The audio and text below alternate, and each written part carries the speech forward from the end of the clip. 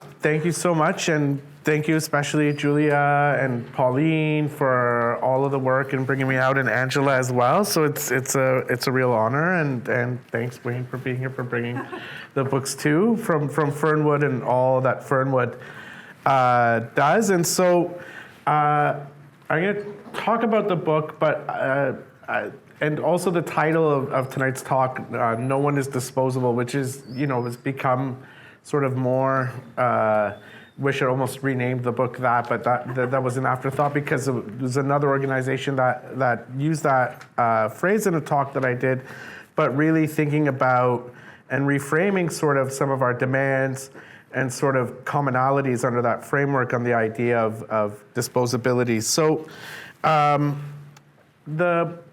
just to give everyone some context of the book, it was really based, and sort of because it was a long process, the book, unfortunately, it was really based as a response to what we were seeing in the world in terms of migration before the pandemic, actually. But then, especially in the moment that we're sort of is resurfacing again, right? So, I would say between 2015 and between 2017, you had these two very distinct juxtaposing moments in how we conceived of migration in popular discourse, in terms of politics, in terms of social movements.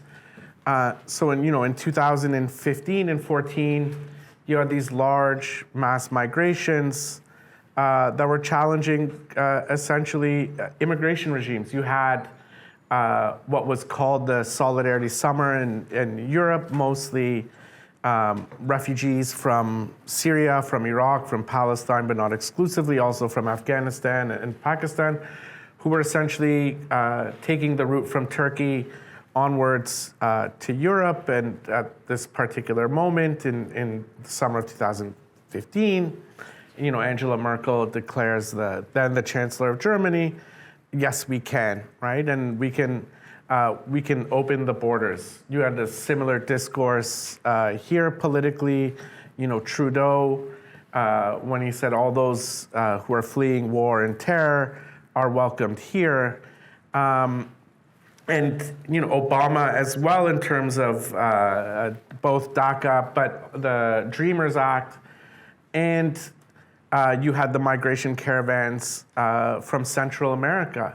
And in that moment, the discourse was very different, even though these politicians themselves weren't necessarily very pro-migration, prior. Angela Merkel, actually before that statement, I think it was in that winter of 2015, she was on a television show, and she actually there was someone in the audience who was a Palestinian refugee. She was 12 years old, and she's like, will I be allowed to stay? She was actually quite blunt. She's like, no, right? She actually told this to a 12-year-old girl, right? She's like, no, because we have a rules-based order, and you might not be able to stay. Not everybody gets to stay, right? But Angela Merkel's discourse changed, especially during the press conference when she said, yes, we can, because there was the over 79 deaths near the border of Germany, right? At the moment it was going live, when she was doing her famous press conference, Trudeau's discourse was also the same, right? His position only changed when it was discovered. People may or may not remember a young boy named Alan Kurdi. Alan Kurdi was a Syrian Kurdish refugee who was meant to be sponsored, but had been backlogged, the application.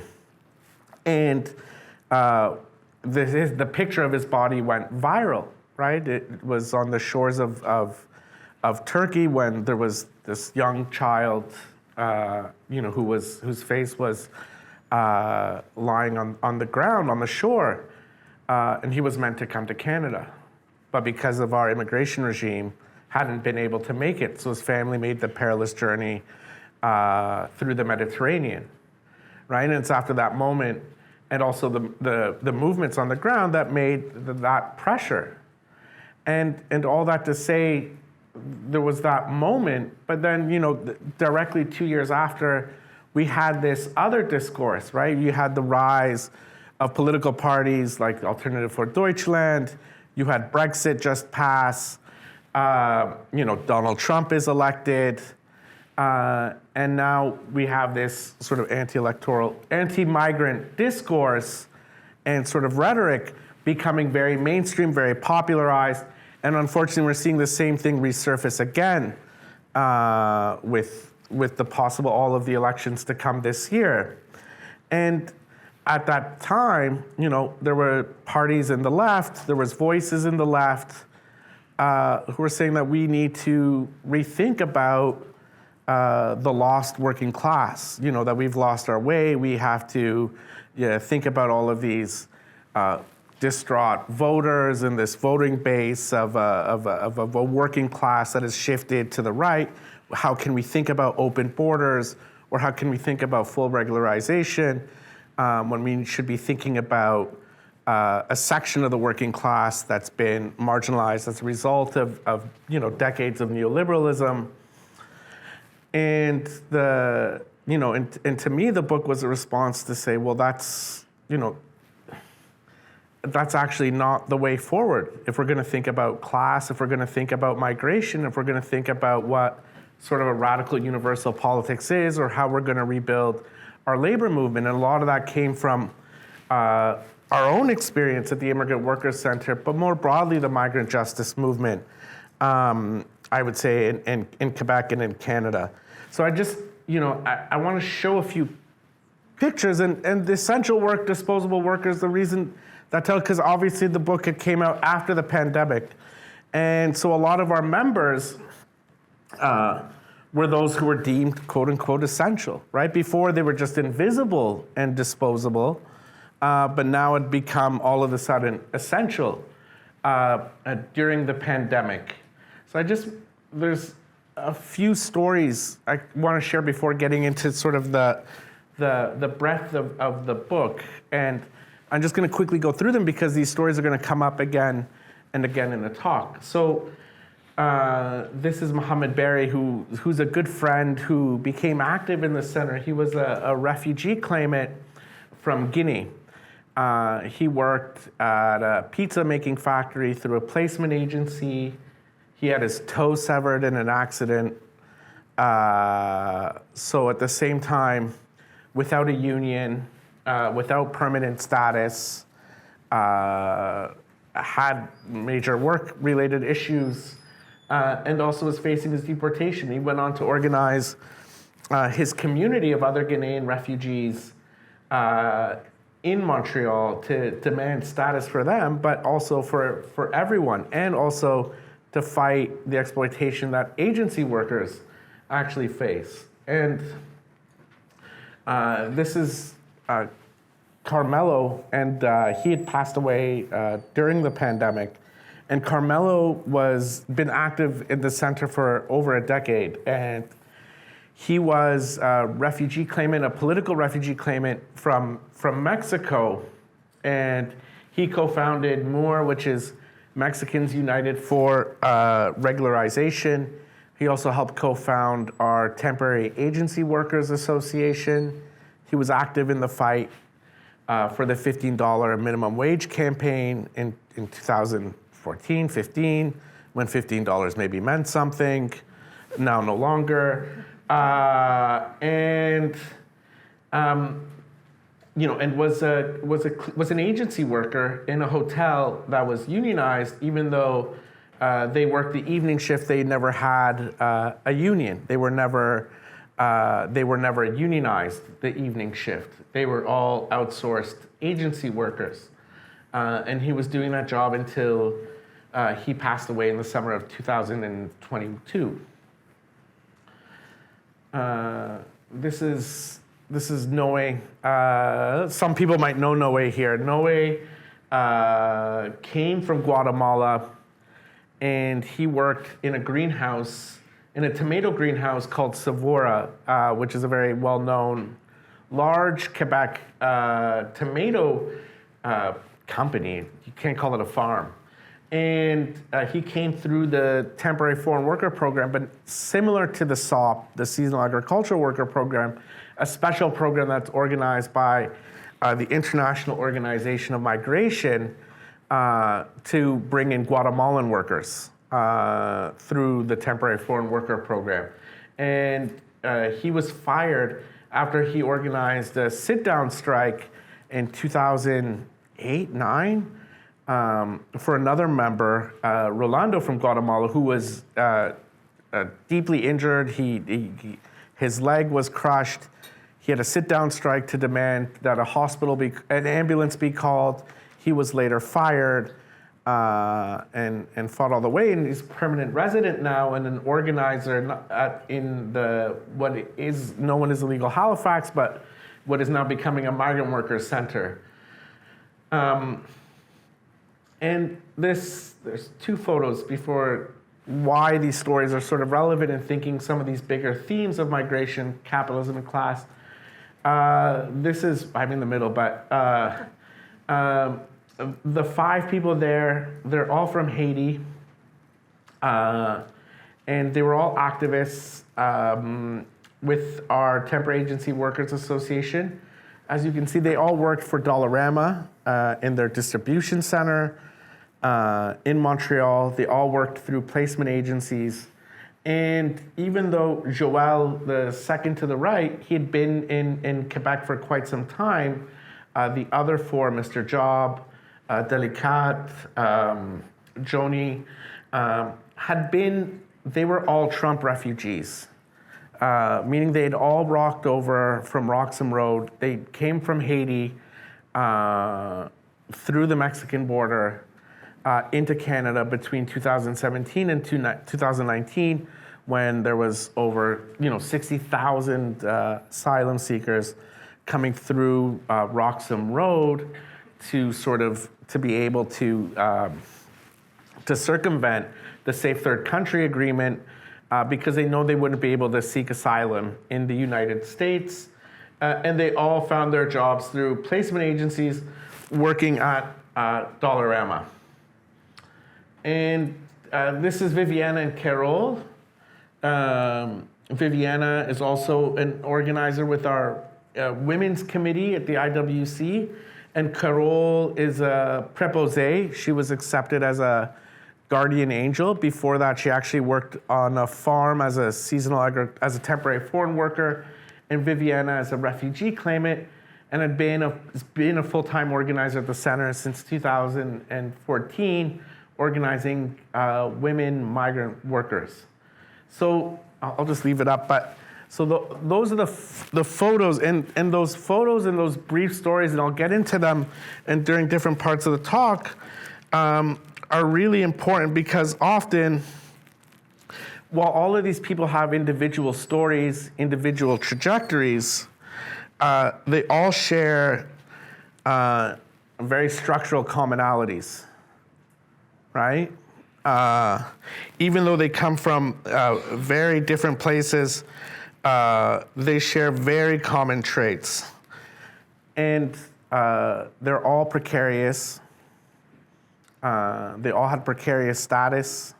They all were deemed or are essential to our economy, to our society, but then are rendered precarious. And they all migrated for reasons and from places that were meant to be sort of the models of development in the global South. And really that's where the book begins, because a lot of the times when we think about migration, there's 2 very common views, right? It's a very individualized sort of experience, or we constantly are thinking about this question from even liberals or to the right wing of there's us and them, right? There's us and there's them. To conceive of migration in that way really misunderstands how migration actually takes place, who's migrating from where to where, and the reasons why. And it's something that we have zero discussion about in the public, right? Not in the media, especially in the media, not by politicians. They're barbarians at the gate, or they're victims of trafficking, but we never discuss why people are actually migrating. And the barbarians, that's Henry Oben's common discourse. That's Trump's common discourse about migration, right? But there's never any discussion about why are people migrating from particular countries, and what's the role of our countries in those countries, right? And causing that displacement. So really, the premise of the book is that there is no us and them, right? That we're all deeply interconnected. The question is, because if we view migration under, especially under the lens of capitalism, it's a global system, right? And unfortunately, the way that power is accumulated, that capital is accumulated, creates a very uneven, unequal societies, within societies and across regions, right? And that really shapes migration. And so when we think about it, there's no coincidence that the vast majority, so, today there are 280 million people who have crossed the border in one way or the other as migrants. The vast majority are migrant workers, 160 million. Another 74 million now are refugees, the greatest number of refugees actually since World War II. And 80% of that migration is taking place from the global south to the global north, right? From low or middle income countries to the advanced industrialized capitalist countries. And there's never really any discussion about why is that pattern taking place, right? Since the 1970s. Because this was a moment where you have the expansion of US-led globalization, right? You have the introduction of global supply chains. You have the globalization of production. You have free trade agreements. You have this move away from state-led development. And all of this was supposed to lead to a better world. Globalization was supposed to lift all boats, right? And actually, it didn't. It did the opposite, right? And the countries the examples that I talk about here is very much rooted in the examples in the book. These countries that people have migrated from aren't failed states. These are not countries where one would look to and to say that, well, there's a very obvious reason for this displacement. These are all countries that were darlings of globalization, of the International Monetary Fund and the World Bank. So in the book, I discuss Mexico, the Philippines, Egypt, and Guinea. These are all countries, and not exclusively. I mean, for many countries in the global south, unfortunately, they've turned to a situation where no longer integrated into global capitalism through a form of export-led development, but actually they've integrated into global capitalism through a labor export-led development. And that's the greatest transition that we are witnessing, right? So much of what was considered to be development has actually led to underdevelopment. So, in examples, the Philippines was actually one of the first countries to take on these radical economic reforms, and actually in 1962, before Chile, in terms of privatization, in terms of structural adjustment, in terms of low value-added offshoring, so in terms of setting up maquiladoras or export processing zones. And this was going to lead to great prosperity in the Philippines. But it led to the opposite. So, one example, and I've seen this myself, I visited Cavite, which is a large export processing zone in the Philippines in 2011. Over 70,000 workers, many of them are internal migrants, migrant workers in the Philippines, working mostly for American, Korean, Japanese multinationals. And their living conditions, so there's the slum that many of these workers live in, it's called Dream Mountain. And there's nothing dreamy about it. There's a toilet donated by the Rotary Club. And this is the condition of migrant laborers, internal migrant laborers in the Philippines, working for these foreign multinational corporations without the right to unionize. There's a workers center in Cavite that we got to visit, and their members are not just harassed; they're killed. Right? They're gunned down for trying to organize workers, and this is this model that's led to this gross inequality in the Philippines. That's has integrated. And has led to mass amounts of privatization, also at the same time led to a particular phenomenon, which was the Overseas Filipino Worker Program, right? The Overseas Filipino Worker Program, which also begins in 1974, even though there was informal versions of it through the US military, and relationships to provide Filipino migrant workers to the US military. The Overseas Filipino Worker Program begins, from 36,000 workers in 1974 to dwarf, 2.8 million. And, there's more than 10 million Filipinas abroad. And I think that statistic might even be higher. Other people can, if they have other numbers.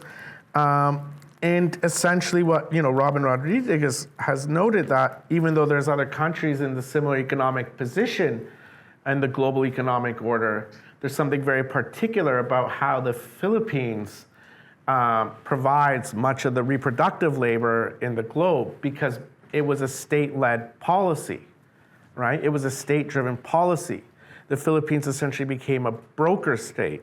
So to actively support the export of labor to the US, to Canada, to the Arab Gulf countries, to Europe. So to, re-engineering the education system, the work of the embassies, and all of that is to figure or to match the labor needs in the global north with the skills base in the Philippines. Never a question about what does national development look like or what does the needs of the population look like. Another example is Mexico, right? So after, won't get into it very long, but because under the North American Free Trade Agreement in 1994, Mexico's economic position had decreased drastically. Migration had rose 79% from Mexico to the US. Mexico became a net corn importer when it was used to be a net corn exporter. And so its integration into US-led capitalism, even though it was driven by the Mexican capitalist class, in terms of a way of privatization, in terms of a way of capturing state assets, in terms of a series of economic reforms that they wanted to advance in the 80s, also led a blow to indigenous land rights in terms of ejidos, in terms of common ownership of the land. So all of that led to the export of the Mexican population. And so in the last two quickly, Guinea, where Mohamed Barry is from, I didn't know much about the situation of Guinea, but Guinea overtook Jamaica as the largest exporter of bauxite. And bauxite is essential to our economy, right? To the global economy. It's almost like oil. You can't have aluminum without it, right? And much of that aluminum bauxite is processed actually here in Quebec. I mean, not in Manitoba, but actually in Quebec. through major corporations such as Rio Tinto Alcan. And Guinea is a very small population, a little over 10 million people. It should be one of the wealthiest countries. But it actually has a lower human development index than Yemen after 9 years of war. It's one of the poorest countries in the world. And it should be one of the most prosperous and wealthy, but a lot of that wealth, it's not captured simply by corrupt elites, but actually by multinational corporations, which have ravaged Guinea, and Egypt as well. So, which has been an extremely important darling of global capitalism. And so, all of this to say is that this turn from migration and development, as the 280 million people have went abroad to become cheap disposable labor, the rhetoric began to change in the 2000s. So there's this turn from the question of migration and development in the World Bank especially, and also the G20, to migration as development. Or what an important paper that was written for the G20 in 2004, migration as the new development mantra. And the question and the reason why this new phenomenon as migration as development is because the role remittances play, right? Even though, again, it's a very individual act, remittances, there's part of a reason of accounting standards in the Global South and in the IMF, but went from 50 million in the 1990s to now remittances account for $800 billion. It's the largest flow of capital from the Global North to the Global South, outstripping aid, outstripping foreign assistance, outstripping foreign direct investment, and much of that, of course, on an individual level, people do it. They substitute the very basic things that were rewarded before by governments. I'm sending money back home because I have to pay for my kids' education.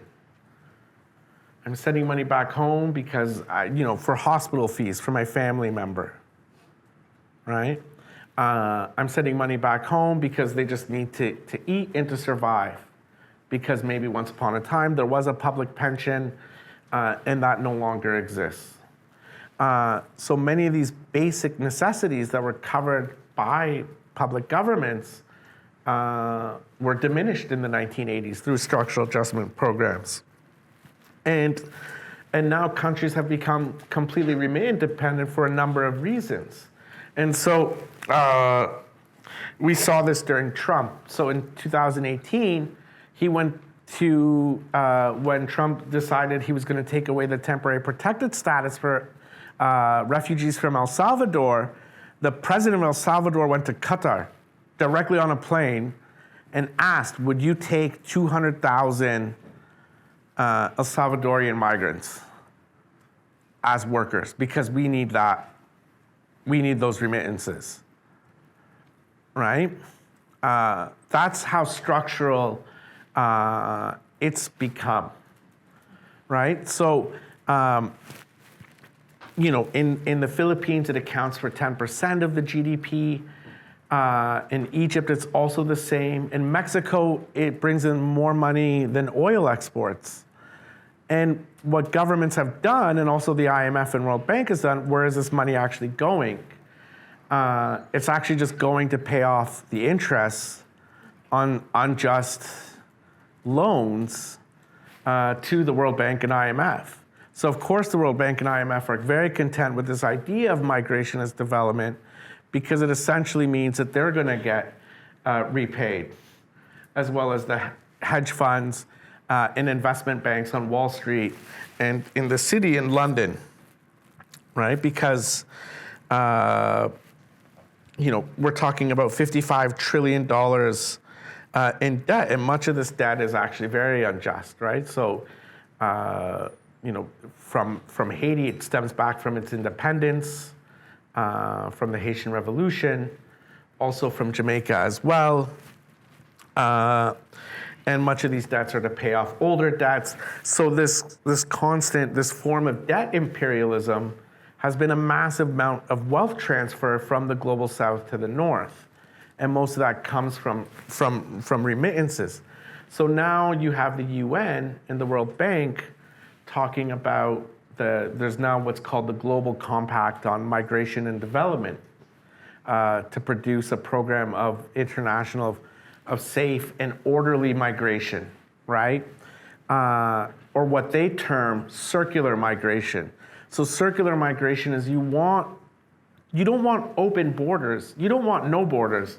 What you want is a particular kind of open borders. And this is where I'm going to get to the Canada question. And so they wanted open borders in the sense that people will migrate, they'll become cheap labor in the global north, but they're never going to feel too welcome, because if they feel too welcome, they'll never remit. So you have to put them in a place of precarity because they'll never actually remit. So in this way, they have to have some connection to the place that they migrated from. And so in this way, and Canada becomes held up as the ideal migration regime for many different actors across the globe, especially in the advanced capitalist class. So the UN being one of them, but and just the final thing about remittances is that essentially it's propped up the ability for these states in the global south to not collapse, right? And to continue their integration into globalization, which has produced very little for their populations, right? And the only thing it's led to is this massive export of the population, which has now become the structural driving force of, I would say, an important pillar of the global economy at this moment. And so Canada becomes really central into this question, just like the Philippines has become a sort of a model of export-led development. Canada has become a model in terms of a receiving. And in one way we think about our immigration regime, we could think of it as, slightly problematic, but if we wouldn't consider it structurally, I mean, maybe some of us would, but yeah, as being racist or as being colonial, as being extremely foundationally as a way of producing precarity, of producing a sort of a border violence. But we think of it in very liberal terms. We think about multiculturalism, we think about the diversity, but we don't think about the foundations of our immigration regime. And we don't think of it as bad as being someone like Trump. And Donald Trump in 2000, his first State of the Union address, he actually said it. What he wants is an immigration regime that is styled and that is structured in the same way to Canada's immigration regime, right? And we would consider, understanding Donald Trump's politics, that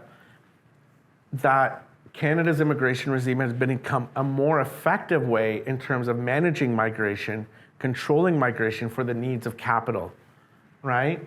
So our migration regime is really based on two things, right? So a point-based or a merit-based system for permanent migration, and the structural expansion of temporary migration at the other end for low-skilled labor across the entire economy, right? And this is something that's always been in existence in the Canadian immigration regime, right?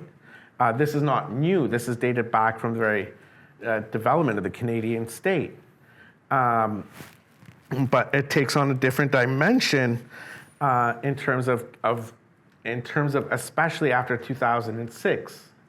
So even though Canada adopts the sort of the multiculturalism in the 1970s, it moves away from an overtly racist immigration regime.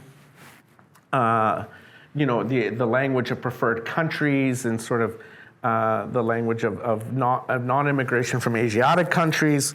But the points-based system remains very racist at its core, because who will be able to get who will be able to enter the country from where and which countries. So it's still preferred European migration at one end, and then women from the global south having to come through newly formed temporary foreign worker programs, such as the live-in caregiver worker program, which gets begins in 1981, the seasonal agricultural worker program, but takes on a new dimension in 2006 under the Conservatives, actually, right, with the low-skilled pilot project. And so, and this is one of the arguments I make, much of our immigration regime, and actually Mark Miller had said it recently with his announcement on international students, is that migration needs to be like a faucet, right? He literally said that. I don't want to turn off the faucet, but I will, if I must, use this blunt instrument, when he announced the caps on international students, right? He said it with exact clarity, right?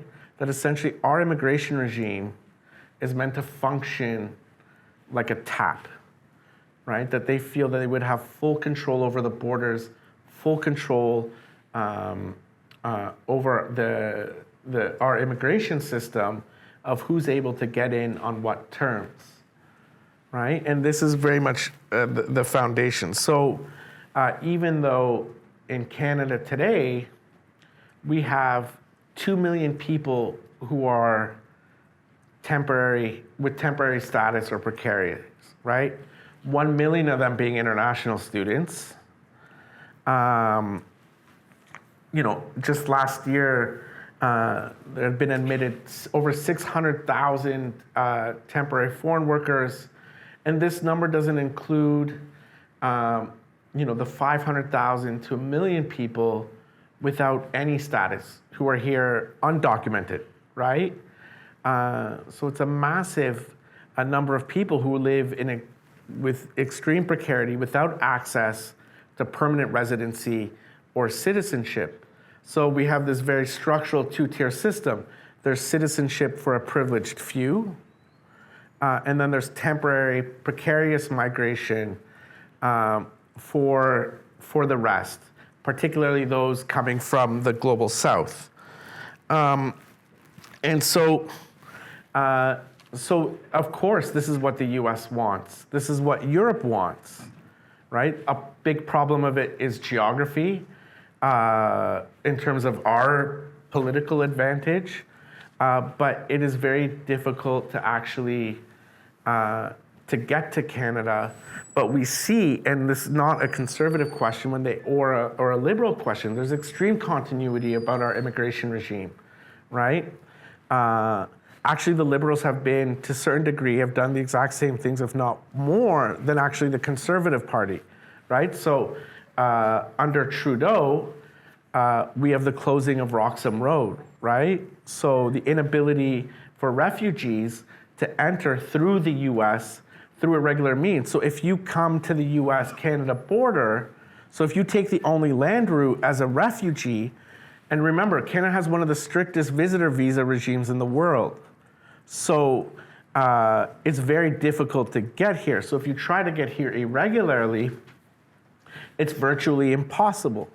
And now that Roxham Road is closed, so if you come to the border, you're forced to turn back and make your asylum claim in the United States, because the United States is, quote unquote, a safe country. And so by closing this loophole in the Safe Third Country Agreement, where now you can no longer make claims if you came through an irregular border crossing, while there are tiny loopholes, essentially has shut the entire border, right? So, and that isn't to stop migration, right? That's the whole point.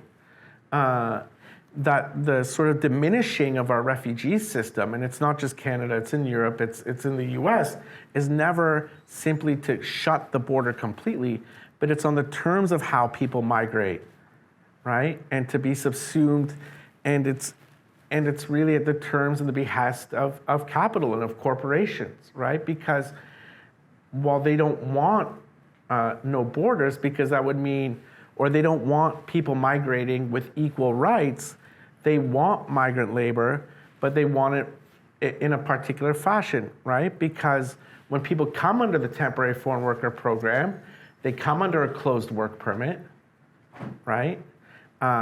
With a 2-year contract. If they try to fight for their basic rights, they can actually be, they'll lose their work permit and are considered deportable.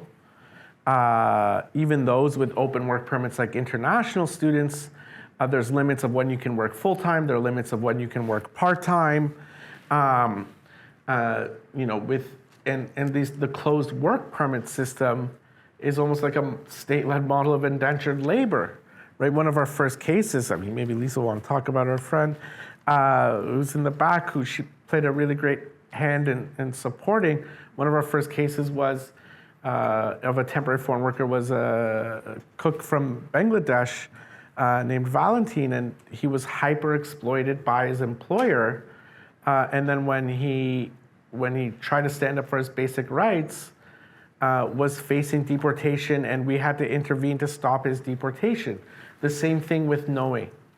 The same thing with Carol. So constantly, it puts workers in a place of fear. It puts these migrants in a place of fear.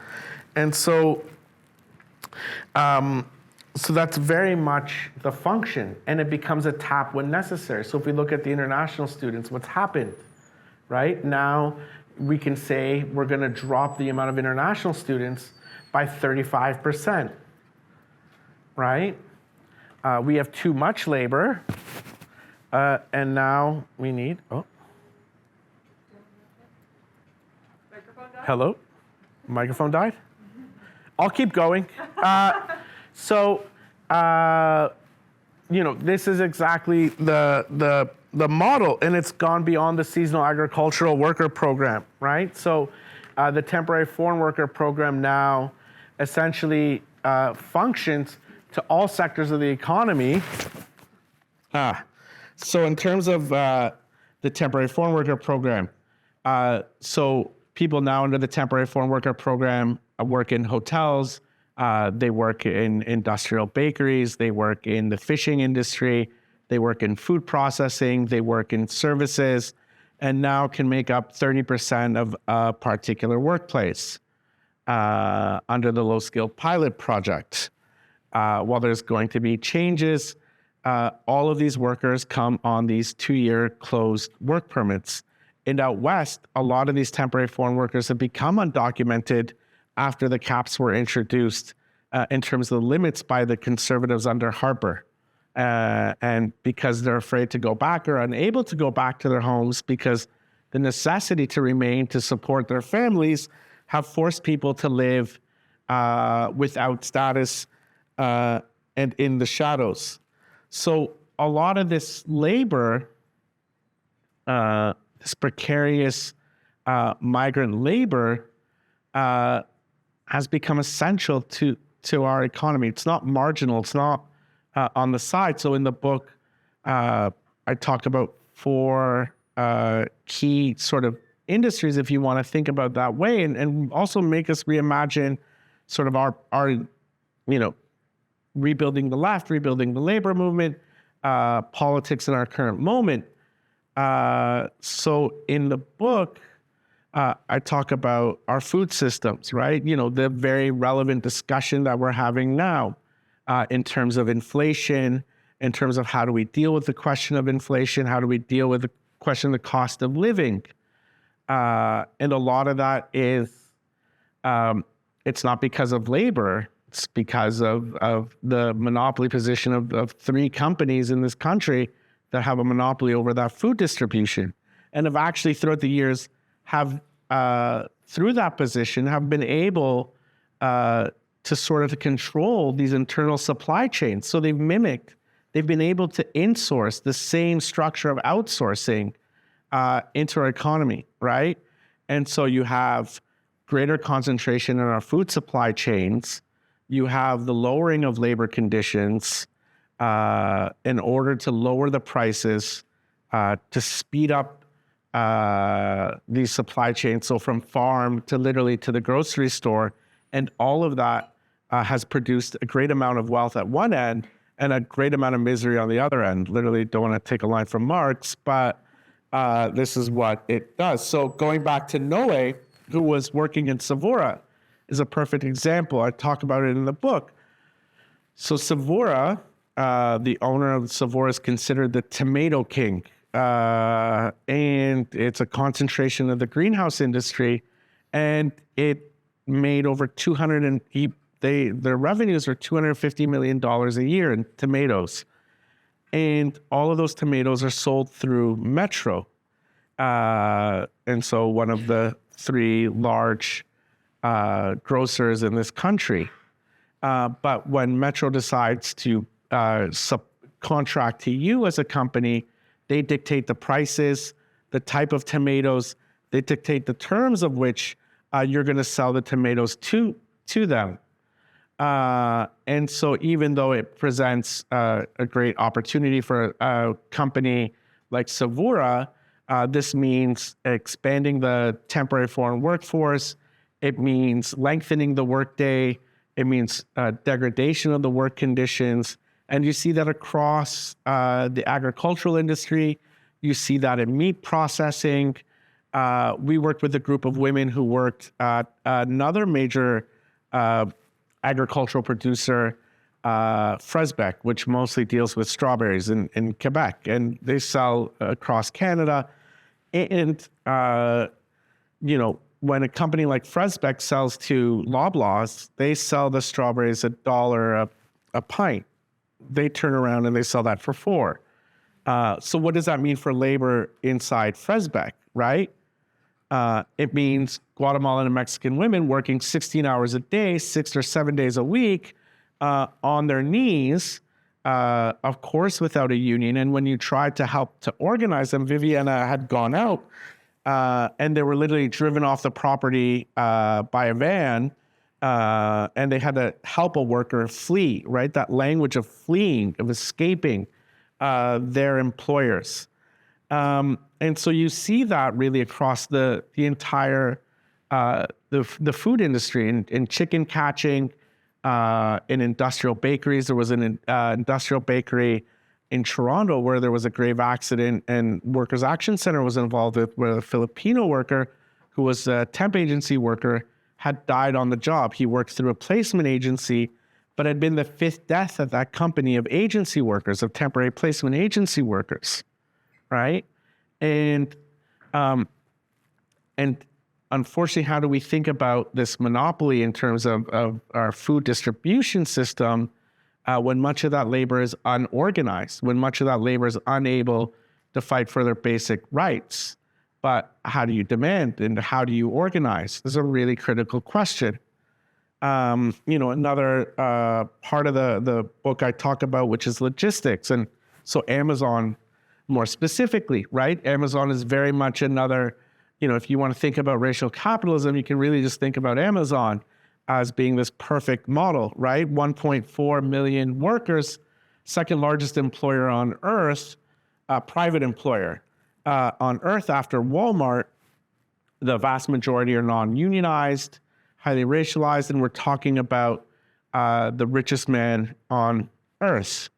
And many of the workers in Quebec are asylum seekers or failed asylum seekers waiting for their deportation, and they have no union whatsoever. Dollarama, another local example. I've been talking about Dollarama for years, and we've been organizing with Dollarama for years. Is this model of how people are essentially disposable. So Dollarama's distribution center in Montreal employs over 1,000 people. All of that labor is done. People make a joke that it's like after Roxham Road, you go to Dollarama. You go to the agency and you go to Dollarama. It employs 1,000 people in one warehouse, and no union ever wants to touch it. We've begged, right? No union wants to go there because there's 8 or 9 agencies that provide the labor to that one single distribution center. that props up all of the Dollarama stores, so over 1,200. And the owners of Dollarama, the Rossi family, it's in the poster, is valued over $2.5 billion, making them the 50th wealthiest family in this country. And at the heart of their model is to purchase goods mostly from the global south, mostly from China, and is to distribute that rapidly, right? And through their distribution center. And so these workers are hired and fired at will because they work through a placement agency, right? So here's another example of how people are just rendered disposable, right? But it's produced a huge amount of wealth for the Rossi family. And so, and much of that labor, those were the Trump refugees, right? Those were people coming through the US through Roxham Road. And again, care work, obviously, as we saw during the pandemic, is highly essential. And so the reason why all of this precarious labor is necessary and is essential is because these employers are taking on the same strategy that they've done in the global south. They don't want unions. This is about cheapening the labor power. This is about ensuring that these workers can be thrown out at a time of crisis or unprofitability, allows corporations to become quote unquote flexible and dynamic. And in the public sector, especially in care work, it's about even fighting the unions and slowly integrating almost this two-tier workforce and sort of a politics of privatization, right? And this is what that we're constantly seeing. So, and this is the dynamism of our global system. These are the corporations. These aren't small or minor or segments of the economy. These are major sectors of the economy, of the global economy. If you think about Uber being another one, Uber essentially employs migrant workers. Doesn't state that, right? It's just an app. But who works for Uber? Who's driving Uber? Who's driving or Skip the Dishes, right? It's international students, asylum seekers. They're fueling these tech giants as flexible, precarious labor. And so, and even though there are great challenges to organizing, and I'll end it on this, is that there's also really been dynamic movements. It's really quite uplifting. It's not simply like a sob story, right? Even though it's pretty, it can seem pessimistic in terms of the world and the moments that we're living in, especially when we think about the decline of unions, the state of our public services, the sort of the xenophobic rhetoric that we're witnessing now, the wars that we're witnessing. But what I try to make the argument in the book is that migrants and immigrant workers are organizing, right? And it's not just about them. It represents a new kind of universalism. So does their demands, right? So when we think about the kinds of organizing that is being done, and I think about my own, when people talk about, well, the labor's in decline, or that we no longer talk or think about class, all of these people that we work with at the center, that's all they discuss, right? They see themselves as workers. They're organizing as workers, right? They're also organizing for basic migrant justice. They're organizing for status for all, but they're organizing in their workplaces.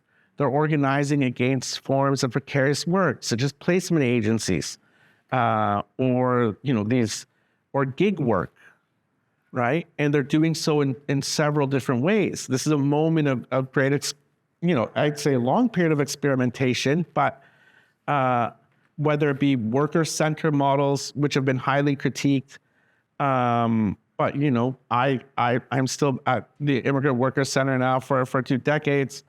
Migrant immigrant workers have been organizing new unions in places and in conditions that people thought would be impossible. So the New York Taxi Workers Alliance, you have in London, the Independent Great Britain Workers Union. I look at, examples such as CHRR, which is a radical union in Italy, which has organized mostly migrant workers in the north in logistics and have actually held wildcat strikes successfully. And here there's, the formation of the Migrant Rights Network. So beyond sort of these independent or union organizing in the workplaces, people have retaken sort of that class perspective in terms of how do they get status and how do they fight for migrant justice, right? So still to this day, the largest social mobilization was a day without an immigrant in the US in 2006. But also there was the second strike by migrants in 2017 under Trump, much smaller. But still, it was a rebirth of May Day, right, of International Workers' Day. In Paris, you've had ongoing strikes by sans-papiers, fighting for status in 2008, with even elements of the mainstream unions in France. And so the argument I make is that we're not really going to get out of the political moment we're in by placating to the far right. Quite the opposite, right? We're not going to rebuild the labor movement by not organizing with these workers, right? That this is a priority to our rebuilding a labor movement, rebuilding a left on the basis of a new universalism, right? That the freedom of movement of people and not the freedom of movement for capital, right? And the ability for capital to displace people, whether it be here in their communities or whether it be on a global scale. Mining extractivism, multinational corporations, forms of debt imperialism and global finance, but that the world won't end with the ability to actually have a world without borders. I mean, in the immediate, you have movements for in our context for open work permits. We have the campaign for status for all, and that's very much a working class demand. It's not just a migrant demand, it's a working class demand, because if these people are able and have the conditions to organize, we're going to have a very different kind of labor movement, and thus a very different kind of left, and possibly a different kind of society. Maybe we wouldn't talking about the gross inequalities we face, the kind of price gouging by these grocery monopolies, and all of the questions which have driven people to the far left. I mean, to the far right. But so, to really think about that new universalism, and that really to think about this idea that no one is disposable, whether it be from their jobs, from their communities, from their lands, but also actually from where they migrated to. So I'll leave it at that, and we go to questions. Thanks.